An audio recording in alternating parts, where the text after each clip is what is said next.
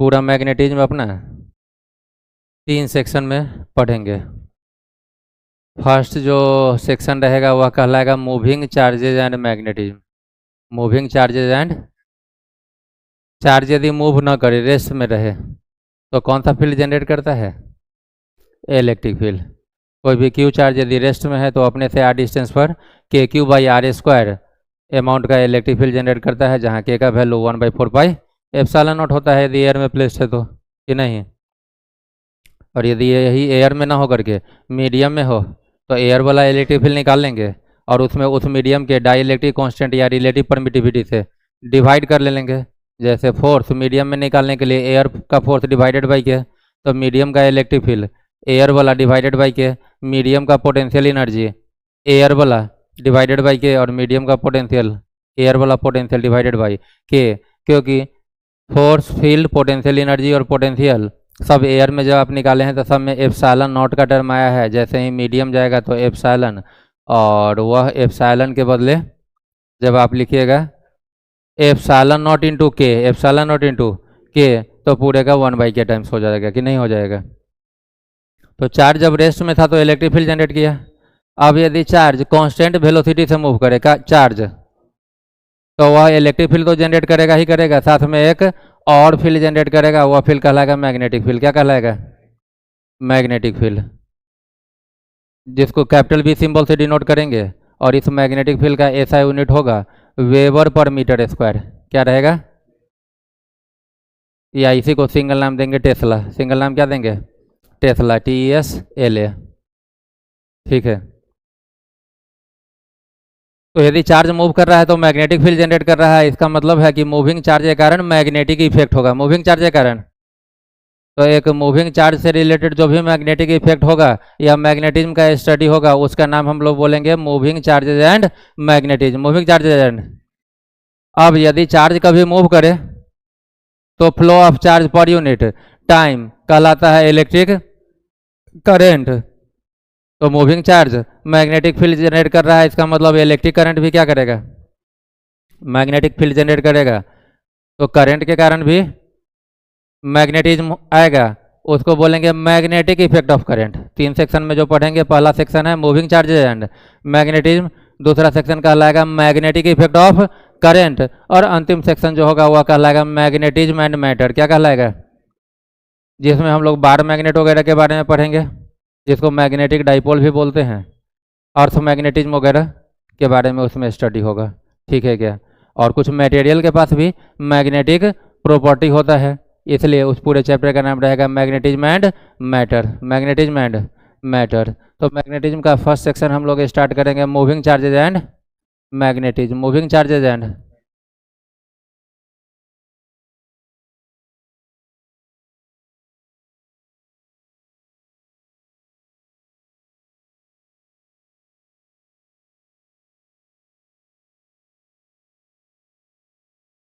Heading दे दीजिए।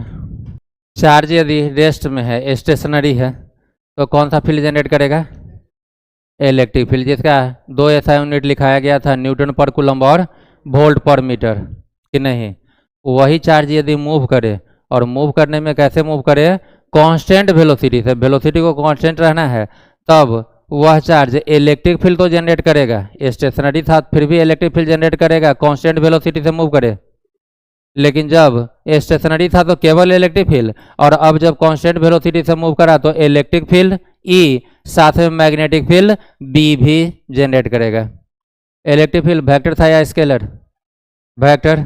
Magnetic field भी वेक्टर होगा। इलेक्ट्रिक फील्ड का ऐसा यूनिट था न्यूटन पर कूलम या वोल्ट पर मीटर। मैग्नेटिक फील्ड का भी 2 ऐसा यूनिट याद रखेंगे, weber per metre square, weber per, या फिर tesla, weber per metre square, या फिर, समझ गए क्या? तो स्टेशनरी चार्ज केवल कौन सा field? Electric field E। Charge constant velocity से मूव करे तो इलेक्ट्रिक फील्ड E भी और मैग्नेटिक फील्ड B भी जनरेट करेगा। और यदि चार्ज मूव करे लेकिन उसका वेलोसिटी कांस्टेंट ना हो, कांस्टेंट नहीं हो मतलब वेलोसिटी में चेंज आए, और change in velocity per unit time कहलाता है एक्सेलेरेशन। तो एक्सेलेटरी चार्ज पार्टिकल बोलिएगा। कोई भी चार्ज पार्टिकल जो वेरिएबल वेलोसिटी से मूव कर रहा है उसको आप क्या बोल सकते हैं? Acceleratory charge particle. Acceleratory charge particle electric और मैग्नेटिक दोनों फील्ड जनरेट करेगा एनर्जी के फॉर्म में। किस फॉर्म में? और इस एनर्जी को हम लोग बोलेंगे इलेक्ट्रोमैग्नेटिक वेव। क्या बोलेंगे? बात समझ में आई क्या? क्या समझे? Charges at rest generates electric field only, charge moving with constant velocity generates both electric and magnetic field, and accelerated charge particle generates electric and magnetic field in the form of energy which is called electromagnetic waves or EM waves। कोई दिक्कत? लिखना start कीजिए। Charges at rest generates electric field, bracket में capital E only, comma charge moving with constant velocity generates both electric field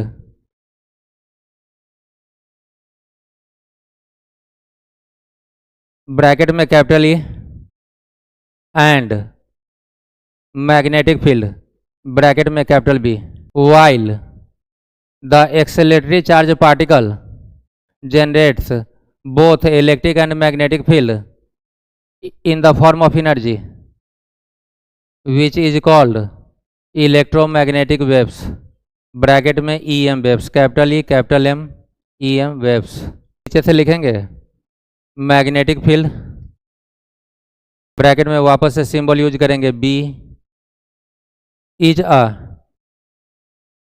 vector quantity having SI unit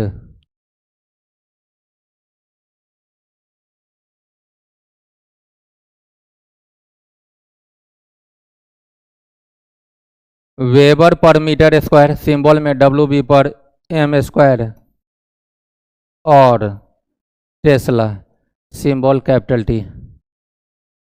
जो कुछ भी हम लोगों ने लैंग्वेज में लिखा उसको यदि सिंबल में दिखाएं तो चार्ज Q का यदि जीरो हो जाए, रेस्ट में रहे, वेलोसिटी जीरो हो तो कौन सा फील्ड? केवल Q चार्ज का भी वेलोसिटी क्या हो जाए? जीरो, तो E ओनली मतलब इलेक्ट्रिक फील्ड केवल। Q चार्ज का भी क्या हो जाए? कांस्टेंट हो जाए, तो both E and B electric and magnetic field, यदि आप भी कांस्टेंट ले रहे हो मतलब एक्सेलेरेशन कितना? जीरो हो, लेकिन इसी Q चार्ज का भी नॉट इक्वल टू कांस्टेंट मतलब एक्सेलेरेशन का वैल्यू जीरो नहीं हो, तब यह E and B in the form of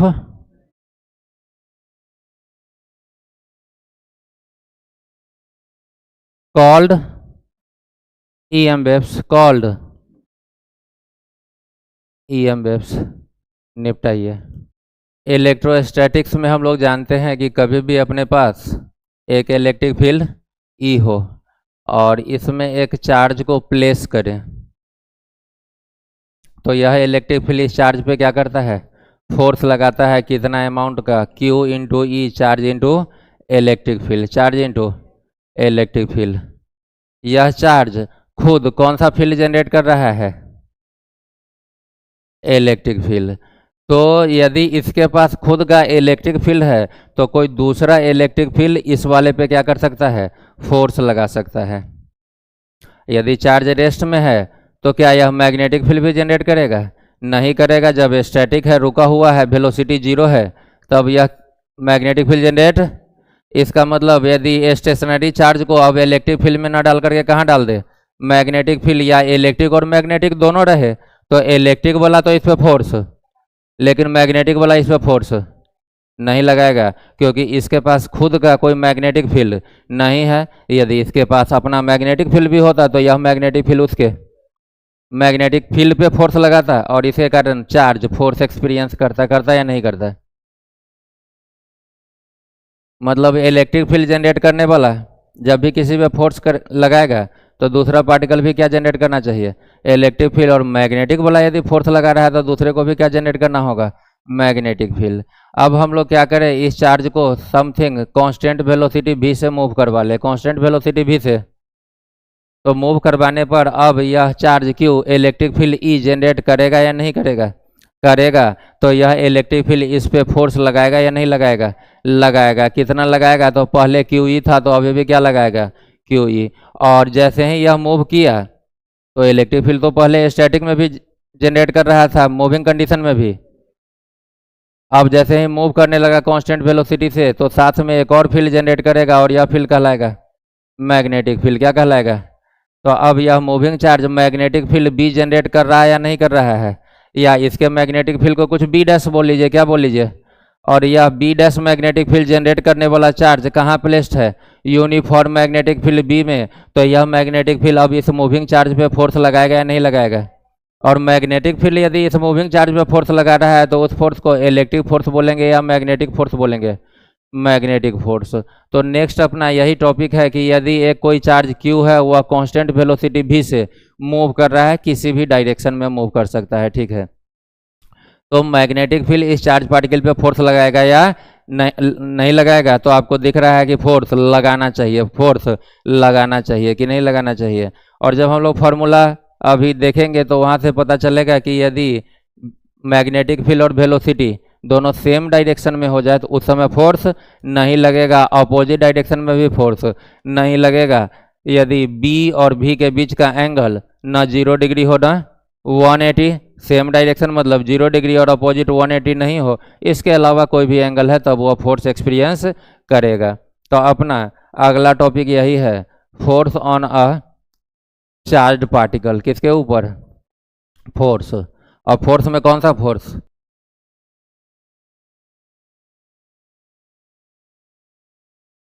on a charge particle. Charge particle पे मैग्नेटिक फोर्स कब लगेगा? जब चार्ज पार्टिकल क्या करे? कांस्टेंट वेलोसिटी v से मूव करे, कांस्टेंट वेलोसिटी v से, और वह कहाँ प्लेस्ड हो? यूनिफॉर्म मैग्नेटिक फील्ड B में प्लेस्ड हो, मूविंग विथ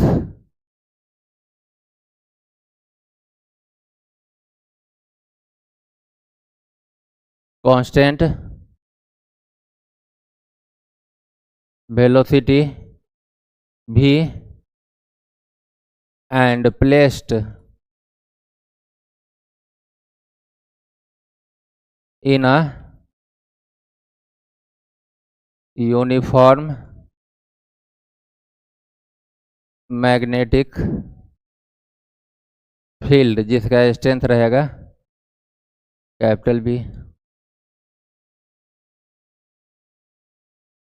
तो अब आप एक यूनिफॉर्म मैग्नेटिक फील्ड B ले लीजिए और किसी चार्ज पार्टिकल Q को हम लोग v वेलोसिटी से मूव करवा लें इस यूनिफॉर्म मैग्नेटिक फील्ड में। मैग्नेटिक फील्ड यूनिफॉर्म है मतलब इस सारे रीजन में मैग्नेटिक फील्ड का मैग्नीट्यूड B है और डायरेक्शन लेफ्ट से राइट है, ऊपर से लेके नीचे तक। या तो 2-3 पैरेलल लाइंस दिखाते हैं या एक सिंगल लाइन भी दिखाए हैं। ये स्ट्रेट लाइन मतलब B का वैल्यू कांस्टेंट है, B का value. Magnetic field vector quantity velocity भी, दोनों वेक्टर के बीच का एंगल थीटा है। तो ऐसा देखा गया कि जब भी मैग्नेटिक फील्ड के से कुछ थीटा एंगल पर भी वेलोसिटी से चार्ज Q को क्या किए? प्रोजेक्ट किए, तो इस पे फोर्स लगा और उस फोर्स का जो डायरेक्शन था वह V और B दोनों के परपेंडिकुलर था। इधर था V और B दोनों के परपेंडिकुलर था। और यदि V इधर है और B इधर है तो वह परपेंडिकुलर आउट ना होकर के किधर था? इन था। इसका मतलब V क्रॉस B के डायरेक्शन में था। किस डायरेक्शन में था? V cross B। Screw rule से V से B की तरफ हाथ घुमाएंगे, स्क्रू कहाँ जाएगा? अंदर। तो अंदर की तरफ फोर्स लगा, किधर लगा? तो वहाँ से पता चला कि फोर्स का डायरेक्शन किधर है? V और B दोनों के, और वह परपेंडिकुलर आउट ना होकर के इनवर्ड था। और इनवर्ड डायरेक्शन तो V क्रॉस B का आ रहा है कि नहीं आ रहा है? फिर देखा गया कि यदि B को कांस्टेंट रख के हम V को बढ़ाएं, B को कांस्टेंट रख करके चार्ज के वेलोसिटी को क्या करें? बढ़ा ले, तो फोर्स का वैल्यू बढ़ रहा है। फोर्स का वैल्यू मतलब फोर्स कहीं ना कहीं V के क्या है? प्रोपोर्शनल है। फोर्स जो है वह V के क्या है? प्रोपोर्शनल है। अगली बार जब V को कांस्टेंट रखा गया और B के वैल्यू को बढ़ाया गया तो देखा गया कि फोर्स इस बार भी बढ़ रहा है, इस बार भी। इसका मतलब फोर्स को B के भी क्या होना होगा? प्रोपोर्शनल होना होगा। और फोर्स का जो डायरेक्शन था वह किस डायरेक्शन में था? भी और बी दोनों के परपेंडिकुलर और परपेंडिकुलर इनवर्ड, जिसको हम लोग बोलेंगे भी क्रॉस बी, वेक्टर भी क्रॉस वेक्टर बी के डायरेक्शन में था। और तीसरा एक और ऑब्जर्वेशन यह था कि यदि भी और बी दोनों कांस्टेंट रखा गया तो फोर्स जो लग रहा था, फोर्स का मैग्नीट्यूड इस चार्ज के मैग्नीट्यूड के भी प्रोपोर्शनल था, फोर्स का मैग्नीट्यूड चार्ज के भी मैग्नीट्यूड के प्रोपोर्शनल था। तो यहाँ से पता चला कि जो चार्ज पार्टिकल पे लगने वाला फोर्स है या मैग्नेटिक फोर्स एफ एम कर ले, एफ मैग्नेटिक वेक्टर फॉर्म में, वह क्यू फोर्स क्यू के क्या है, प्रोपोर्शनल है। और चूंकि भी और बी के भी प्रोपोर्शनल है तो भी और बी का टर्म कहाँ रखेंगे, क्यू के साथ, कि नीचे जाएगा डिवाइड में, क्यू के साथ ही। और डायरेक्शन के हिसाब से देखा जाए तो फोर्स का डायरेक्शन किस डायरेक्शन में था, वेक्टर भी क्रॉस वेक्टर बी के। तो यही आपका पहला और एक इम्पॉर्टेंट फार्मूला आ गया कि कभी भी कोई चार्ज क्यू भी वेलोसिटी से मैग्नेटिक फील्ड बी में मूव करे तो वह कितना फोर्स एक्सपीरियंस करेगा, vector F equals to Q vector भी क्रॉस वेक्टर बी। हम लोग यहाँ से यदि फोर्स का मैग्नीट्यूड निकाले तो इसका मॉड तो एफ एम हो जाएगा, और इसका मॉड लिए हैं तो इसका भी मॉड लेना होगा, क्यू का मॉड क्यू ही रहेगा। और यदि इसको पढ़े vector A cross vector B, तो vector A cross vector B का मॉड होता है A B sine theta, vector A cross vector B का मॉड होता है ए बी साइन थीटा, तो वेक्टर भी क्रॉस वेक्टर बी का मॉड हो जाएगा भी बी साइन थीटा। तो दोनों ही फॉर्म आपको याद रखना होगा। कभी यदि मैग्नीट्यूड के साथ डायरेक्शन भी चाहिए तब आपको यहाँ यूज करना होगा, केवल मैग्नेटिक फोर्स का मैग्नीट्यूड चाहिए तो नीचे वाले से काम चलेगा। तो दोनों ही फॉर्मूला, दोनों ही फॉर्म में मैग्नेटिक फोर्स वेक्टर फॉर्म और मैग्नेटिक फोर्स का मैग्नीट्यूड फॉर्म आपको याद रखना होगा। यहाँ से थीटा के बारे में आपको क्लियर हो रहा है कि थीटा किसके किसके बीच का एंगल है, वेयर थीटा इज, या क्यों नहीं है, क्या है, theta is the angle between, angle between किसके किसके बीच का, वेक्टर भी और वेक्टर बी के बीच का एंगल है कि नहीं है, किसके किसके बीच का है, एंड वेक्टर बी, या वेक्टर भी और वेक्टर बी के बीच का एंगल क्या है, थीटा है। तो क्वेश्चन बनाने के समय याद रखेंगे कि यहाँ पर यह थीटा भी और बी के बीच का एंगल पुट किया जाएगा कि नहीं पुट किया जाएगा। समझ में आई बात क्या, कोई समस्या नहीं ना। फर्स्ट फार्मूला आपको चैप्टर का नाम था मूविंग चार्जेज एंड मैग्नेटिज्म, कि चार्ज यदि मूव करेगा तो क्या करेगा, मैग्नेटिक फील्ड जनरेट करेगा, और उस फील्ड से रिलेटेड जो भी स्टडी होगा, force, energy, torque, potential energy, जो आप एनर्जी है वो कौन सा एनर्जी लीजिएगा, स्टोर्ड एनर्जी या पोटेंशियल एनर्जी, या सारा कैलकुलेशन या सारा स्टडी ही कहलाएगा मैग्नेटिज्म। मैग्नेटिक फील्ड से रिलेटेड जो भी स्टडी होगा वह कहलाएगा मैग्नेटिज्म। तो यह मैग्नेटिज्म अभी किसके कारण हम लोग पढ़ रहे हैं, मूविंग चार्ज के कारण पढ़ रहे हैं, और जिसमें फर्स्ट फॉर्मूला आया कि कभी भी एक क्यू चार्ज भी वेलोसिटी से यूनिफॉर्म मैग्नेटिक फील्ड बी में मूव करे, और यदि चार्ज पार्टिकल का वेलोसिटी वेक्टर भी और मैग्नेटिक फील्ड वेक्टर बी के बीच का एंगल कुछ थीटा हो, तो वह मैग्नेटिक फील्ड मूविंग चार्ज पे मैग्नेटिक फोर्स अप्लाई करेगा, उस फोर्स का वेक्टर फॉर्म होगा vector F equals to Q vector भी क्रॉस वेक्टर बी, और फोर्स का मैग्नीट्यूड आएगा Q V B sine theta, F equals to Q V B sine theta, या मैग्नेटिक फोर्स है तो F M equals to Q V B sine theta. आएगा या नहीं आएगा, चलिए यहाँ से अब समझना शुरू करते हैं। एल एच एस का वेक्टर है वेक्टर एफ या वेक्टर एफ एम, और आर एच एस का वेक्टर है वेक्टर भी क्रॉस वेक्टर बी। इस साइड इसके आगे पॉजिटिव साइन, इस साइड इसके आगे पॉजिटिव साइन, इसका मतलब इस साइड के वेक्टर और इस साइड के वेक्टर का डायरेक्शन सेम होगा। तो मैग्नेटिक फोर्स हमेशा जिधर वेलोसिटी है और मैग्नेटिक फील्ड है दोनों के परपेंडिकुलर रहेगा, और दोनों के परपेंडिकुलर इन है या आउट, अप है या डाउन, राइट है या लेफ्ट। इसके लिए आप क्या यूज कीजिए, स्क्रू रूल। स्क्रू रूल के लिए राइट हैंड में स्क्रू मानते हुए हाथ को बी से बी की तरफ मूव करवाइए। यदि एंटी क्लॉकवाइज रोटेट हो रहा है हाथ तो स्क्रू खुलेगा, और खुलेगा तो आउटवर्ड, और यदि क्लॉकवाइज हो रहा है तो स्क्रू बंद होगा, तो डायरेक्शन किधर जाएगा, फोर्स का इनवर्ड। v क्रॉस v का डायरेक्शन इनवर्ड, तो फोर्स भी किधर जाएगा, इनवर्ड। की नहीं, किसी भी दो वेक्टर का क्रॉस प्रोडक्ट दोनों के क्या रहता है, परपेंडिकुलर डायरेक्शन में, और फोर्स तो इस क्रॉस प्रोडक्ट के डायरेक्शन में है। इसका मतलब मैग्नेटिक फोर्स जो होगा वो हमेशा वेलोसिटी और मैग्नेटिक फील्ड दोनों के परपेंडिकुलर हुआ करेगा। कि नहीं, और यदि यही चार्ज पॉजिटिव न लेके हम क्या ले लें, निगेटिव, और फोर्स का कौन सा फॉर्म ले रहे हैं, वेक्टर फॉर्म, तो चार्ज का साइन यहाँ निगेटिव लेना होगा या नहीं लेना होगा। जैसे ही माइनस लगाएंगे तो अब पता चला कि फोर्स का डायरेक्शन v और b दोनों के परपेंडिकुलर तो रहेगा, v और b दोनों के, लेकिन यदि फोर्स का डायरेक्शन देखे क्रॉस के टर्म में, तो v क्रॉस b के डायरेक्शन में ना होकर के v क्रॉस b के माइनस मतलब अपोजिट। तो पहले निगेटिव चार्ज दिख जाए तो हाथ को v से b घुमा लीजिए और दिमाग रखिए कि अभी चार्ज पॉजिटिव, तो जो भी डायरेक्शन आया है उसका क्या कीजिए, अपोजिट। या माइनस देखने पर एक और व्यवस्था कि आप हाथ को v से b ना घुमा करके b से b घुमा लीजिए, क्योंकि v क्रॉस b और b क्रॉस v हमेशा एक दूसरे के अपोजिट डायरेक्शन में होता है। Vector a cross vector b और vector b cross vector a दोनों एक दूसरे के और मैग्नीट्यूड में इक्वल, इसीलिए तो हम लोग लिखते हैं vector a cross vector b equal to minus of vector b cross vector a। कि नहीं लिखते हैं।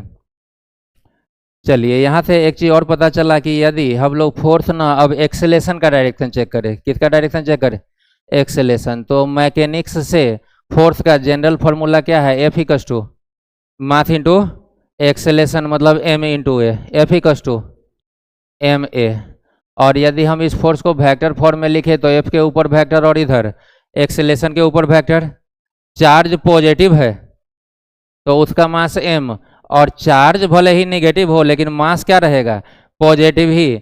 इसका मतलब फोर्स का डायरेक्शन हमेशा ही एक्सेलेरेशन के ही डायरेक्शन में होगा। फोर्स का डायरेक्शन हमेशा, चाहे चार्ज पार्टिकल अपना पॉजिटिव हो या नेगेटिव हो, फोर्स का डायरेक्शन और एक्सेलेरेशन का डायरेक्शन हमेशा सेम होगा। जिधर भी आप पार्टिकल पे नेट फोर्स लगाइएगा उसी डायरेक्शन में पार्टिकल का नेट एक्सेलेरेशन आया करेगा। कि नहीं आया करेगा। तो यहाँ से यह भी दिखा कि न केवल फोर्स बल्कि एक्सेलेरेशन भी वेलोसिटी के परपेंडिकुलर, और यही एक्सेलेरेशन फोर्स के बदले अब क्या ले ले, क्योंकि डायरेक्शन वाइज फोर्स और एक्सेलेरेशन तो सेम ही है, तो यही एक्सेलेरेशन मैग्नेटिक फील्ड बी के भी परपेंडिकुलर या पॉजिटिव चार्ज के लिए, पॉजिटिव चार्ज के लिए एक्सेलेरेशन का डायरेक्शन v क्रॉस b के डायरेक्शन में, और निगेटिव के लिए एक्सेलेरेशन v क्रॉस b के अपोजिट, क्योंकि निगेटिव के लिए तो फोर्स भी क्या हो जा रहा है, v क्रॉस b के अपोजिट, तो एक्सेलेरेशन भी क्या हो जाएगा, v क्रॉस b के अपोजिट हो जाएगा। कि नहीं हो जाएगा। समझ गए क्या। लेकिन फोर्स भी दोनों पे परपेंडिकुलर, चाहे वह परपेंडिकुलर आउट हो या इन हो, वह डिपेंड करेगा कि v और b किस डायरेक्शन में है, और चार्ज पॉजिटिव है या अप हो सकता है या डाउन, लेफ्ट या राइट, कोई भी दो अपोजिट डायरेक्शन में परपेंडिकुलर। और किधर है उसके लिए आप स्क्रू रूल से चेक कीजिएगा कि नहीं कीजिएगा। तो फोर्स वेलोसिटी और मैग्नेटिक फील्ड दोनों के परपेंडिकुलर, और एक्सेलेरेशन भी वेलोसिटी और मैग्नेटिक फील्ड दोनों के। यदि पॉजिटिव है तो फोर्स का डायरेक्शन v क्रॉस b के लिए, और एक्सेलेरेशन भी v क्रॉस b के डायरेक्शन में। पॉजिटिव चार्ज है तो फोर्स का direction vector v cross vector b के डायरेक्शन में, और पॉजिटिव चार्ज का एक्सेलेरेशन का भी direction vector v cross vector b के डायरेक्शन में। निगेटिव चार्ज के लिए फोर्स का डायरेक्शन v क्रॉस b के अपोजिट, तो एक्सेलेरेशन भी vector v cross vector b के। लेकिन फोर्स और एक्सेलेरेशन दोनों ही v और b दोनों के परपेंडिकुलर हुआ करेगा, और जब भी दो वेक्टर परपेंडिकुलर होता है, जब भी दो वेक्टर, तो उसका डॉट प्रोडक्ट, तो डॉट प्रोडक्ट हमेशा 0 होगा। तो यदि कभी फोर्स वेक्टर दे दे, मैग्नेटिक फोर्स वेक्टर और वेलोसिटी वेक्टर दे दे, तो दोनों का डॉट प्रोडक्ट 0 होगा, क्योंकि जब भी दो वेक्टर 90 डिग्री पे, दो डॉट प्रोडक्ट हमेशा। कभी फोर्स वेक्टर दे दे और मैग्नेटिक फील्ड वेक्टर दे दे, तो दोनों का डॉट प्रोडक्ट। इतना ही नहीं, कभी फोर्स वेक्टर के बदले कौन सा वेक्टर, एक्सेलेरेशन वेक्टर दे दे, तो एक्सेलेरेशन वेक्टर का वेलोसिटी वेक्टर के साथ डॉट प्रोडक्ट, और एक्सेलेरेशन वेक्टर का मैग्नेटिक फील्ड वेक्टर के साथ भी डॉट प्रोडक्ट 0 होगा। होगा या नहीं। हाँ, एक्चुअल डायरेक्शन चेक करने के लिए कि वेलोसिटी किधर है और या फिर फोर्स, वेलोसिटी नहीं, एक्सेलेरेशन किधर है या फोर्स किधर है, उसके लिए तो आपको फोर्स या एक्सेलेरेशन के लिए हाथ को घुमाना होगा, पॉजिटिव के लिए भी से भी और निगेटिव के लिए भी से भी का उल्टा या बी से भी, हाँ या ना। लेकिन यदि डायरेक्शन ना पूछे ना फोर्स का ना एक्सेलेरेशन का, एफ और भी दे दे, चाहे एफ और बी दे दे, तो उसका डॉट हमेशा एक्सेलेरेशन और भी दे, एक्सेलेरेशन और भी दे, उसका भी दोनों के साथ, एक्सेलेरेशन का भी और भी दोनों के साथ अलग अलग डॉट लेंगे तो वह वैल्यू हमेशा आएगा या नहीं आएगा। समझ में आई बात, कोई समस्या? An alpha particle is projected vertically upward with the speed of this much kilometre per second. कौन सा पार्टिकल? Alpha particle. चार्ज है या अनचार्ज पार्टिकल है? चार्ज पार्टिकल है, और अल्फा का चार्ज होता है +2e, प्रोटॉन के चार्ज का 2 टाइम्स प्रोटॉन के चार्ज का, तो 2e बोले तो 3.2 इंटू 10 का पावर -19 कूलम, 2 और e का वैल्यू 1.6 इंटू 10 का पावर -19, तो 2 इंटू 1.6 इज 3.2 इंटू 10 का power -19 coulomb. Positive charge particle है अल्फा, प्रोटॉन के चार्ज का दोगुना होता है तो +2e कर लीजिए, तो यह पॉजिटिव चार्ज है। और स्पीड v का वैल्यू दिया कितना? 3 इंटू 10 का पावर 4, और किलोमीटर को मीटर में लाएंगे तो 10 का पावर 3, किलोमीटर को मीटर में लाएंगे तो 1000 से गुना, या 1000 को ही क्या लिखिएगा 10⁻3, तो 4 और 3 7 मीटर पर सेकेंड का स्पीड आ गया in a region is projected vertically upward. Projected vertically मतलब अल्फा क्यू चार्ज को अपवर्ड प्रोजेक्ट कर रहे हैं, तो स्पीड को यदि डायरेक्शन भी मिल जाए तो वह कहलाएगा वेलोसिटी, तो यह किसका वैल्यू? वेलोसिटी का। In a region where magnetic field of 1 tesla exist, magnetic field B का value 1 tesla in a direction south to north, in a direction velocity किधर? अपवर्ड, और यह किधर? साउथ से नॉर्थ की तरफ।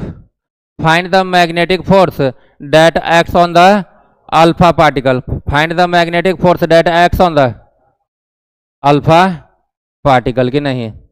चलिए यहाँ पर थोड़ा सा आपको वापस से समझना होगा। क्रॉस प्रोडक्ट में आपको बताया गया था कि जब भी किसी क्वेश्चन में ईस्ट वेस्ट नॉर्थ साउथ में से कोई भी डायरेक्शन यूज हो जाए, ईस्ट वेस्ट, और साथ में क्वेश्चन में या तो अपवर्ड यूज कर ले या फिर, तो हमेशा एक्चुअल पे काम करना ज़्यादा सही रहता है। किस पे काम करना?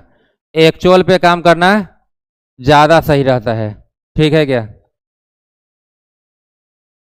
मतलब जिस रूम में आप बैठे हैं वहाँ पर देखिए कि ईस्ट किधर है, वेस्ट किधर है, नॉर्थ किधर है, साउथ, और एक्चुअल पे काम करना इसलिए सही रहता है क्योंकि यदि आप डायरेक्शन दिखाइएगा तो इसको बोलेंगे नॉर्थ, इसको क्या बोलते हैं? इसको साउथ, राइट साइड ईस्ट और लेफ्ट साइड वेस्ट हो गया। तो यदि इसको नॉर्थ ले लिए हैं तो फिर आप अपवर्ड किसको लीजिएगा? एक्चुअल डायरेक्शन पे काम करेंगे। तो यहाँ पर यदि इस रूप के हिसाब से देखें तो इस डायरेक्शन में ईस्ट इधर, वेस्ट आप लोगों की तरफ नॉर्थ, और इधर साउथ। मैग्नेटिक फील्ड बी का डायरेक्शन साउथ नॉर्थ, साउथ से नॉर्थ की तरफ, in a direction south to north, south to north कर लीजिए। तो साउथ इधर है और नॉर्थ इधर है, तो यह जो स्टाइलस है का पॉइंटर, यह मैग्नेटिक फील्ड बी का डायरेक्शन, मैग्नेटिक फील्ड बी का यह डायरेक्शन, और वेलोसिटी भी का डायरेक्शन अपवर्ड। तो इसको अंगुली से दिखाएं तो this is B and this is V. Alpha positive charge है तो फोर्स का डायरेक्शन किस डायरेक्शन में? वेक्टर भी क्रॉस, वेक्टर बी के डायरेक्शन में वेक्टर भी थंब, और वेक्टर बी यह फिंगर भी से भी हाथ घुमाएंगे, यह किधर की तरफ जाएगा? इनवर्ड, और यह इन, इस रूम के हिसाब से यह कौन सा डायरेक्शन? वेस्ट की तरफ। तो डायरेक्शन आपको पता चल गया। क्या पता चल गया? कि फोर्स अल्फा पे किधर लगेगा?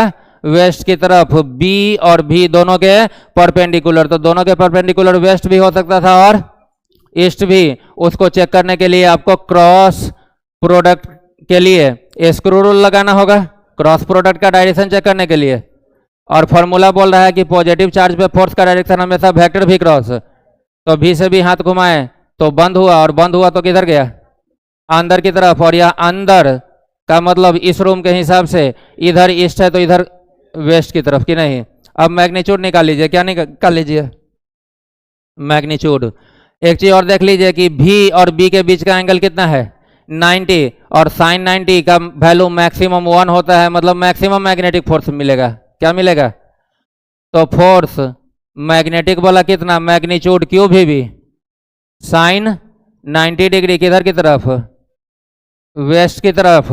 यहां से मैग्नीट्यूड और यह उसका डायरेक्शन एफ मैग्नेटिक क्यू के बदले 3.2 इंटू 10 का power -19। Velocity is 3 into 10 to the power 7। Magnetic field is 1। Sine 90 is also 1। 3.2 का कितना गुना? 3 गुना 9.6 इंटू 10 का पावर -19 और -7 माइनस में 12 और फोर्स है तो ऐसा है यूनिट न्यूटन किधर की तरफ? टुवार्ड्स वेस्ट या फ्रॉम ईस्ट टू वेस्ट जैसे, या बी डायरेक्ट टुवार्ड्स नॉर्थ ना बोल के क्या बोला? South to north. तो इसी तरह फोर्स भी या तो आप वेस्ट बोलिए या फ्रॉम ईस्ट टू वेस्ट। होगा या नहीं होगा? समझ में आई बात? क्या नोट कीजिए और फिर बाकी कहानी कल देखेंगे।